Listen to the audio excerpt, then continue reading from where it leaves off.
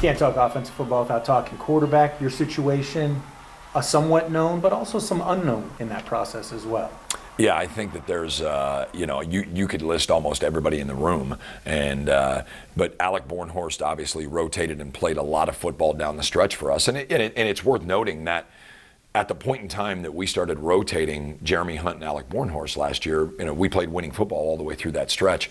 And it was unique as I sat down with Coach Coughlin last year and we said, we're going to blind rotate. Doesn't matter if it's a 1-play drive, a 7-play drive, a turnover, a touchdown, because we don't want Jeremy or Alec to feel the pressure of performance, just go out and play.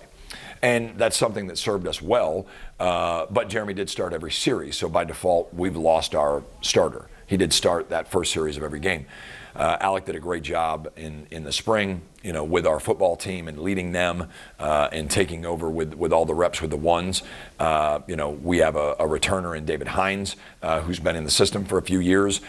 We have several young men that we recruited out of high school, locally. They're going to talk about, and a guy that we ID'd is Aiden Pratt that we really wanted to come in, state champion over at Van Wert, a competitor.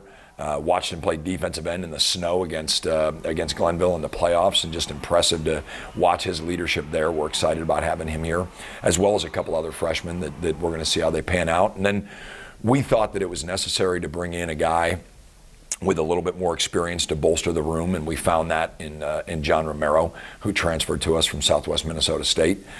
John is fresh off the plane and here with us in Findlay right now, and we're excited to watch him compete and see how that goes as well. On the other side of the ball, you had a lot of young guys stepped up, partially out of need with injuries and stuff. That added depth and options for your team down the stretch and even looking ahead to this year. Yeah, I mean, defensively, it's quite a blend of old and new. You have guys like a Jeremiah Jackson in his 6th year, Reggie Michaud back for his 6th year, Brendan Perry into his 5th year, Jack Morrison in his 4th year. These are names that you've called a lot while you're doing the broadcasts, and so that's exciting. But there's a host of young freshmen that played a lot of football, and even some guys that maybe you didn't see that we value as, hey, this guy might be the standard, and we talk about that. Are the players that we have on the field now to the standard at that position? And those standards are pretty well laid out here at the University of Findlay. But it's unique when you look at, for example, the linebacker situation. Sam Wyrow and Romero Warren have a ton of starting and winning football experience coming back from last year. Yet those would be the guys that you say are very young. So they have some of that experience, but they're still looking at 3 years of eligibility left. So it's an exciting time on that side of the ball. Johnny Harris back at the outside linebacker position. So a lot of positives. Give us some guys to be on the lookout on either side of the ball. Maybe they're just now coming in, red-shirted last year, as you kind of referenced there a moment ago, or just stepping into it. Or who's some names that we should be listening for? Yeah, so we'll start on the defensive side of the ball. I think Adonai Boomba is a young man out of Illinois that, physical talent-wise and everything else, unbelievable, great human being. His ability to learn and still play fast. I think with a lot of young guys, they play slow as they're learning. He's an intelligent football player. He's athletic. He's very gifted. Somebody that I didn't mention who is actually one of our captains, Gray Bransford. I mean, Gray coming back, and you're going to see Gray in a multitude of different ways on the football field because he's just a ball player. Other guys that are perhaps young and will be really starting to make a mark, London Claxton on the defensive line, Keyshawn Wilson on the defensive line are young guys that got some snaps last year but maybe weren't prominent that way. So excited about those guys on defense. From an offensive perspective, I think that it remains to be seen what's going on. The receiver battle is going to be fantastic during fall camp. Cam Childers, the transfer from Purdue, athletic ability off the charts. Let's see him grow.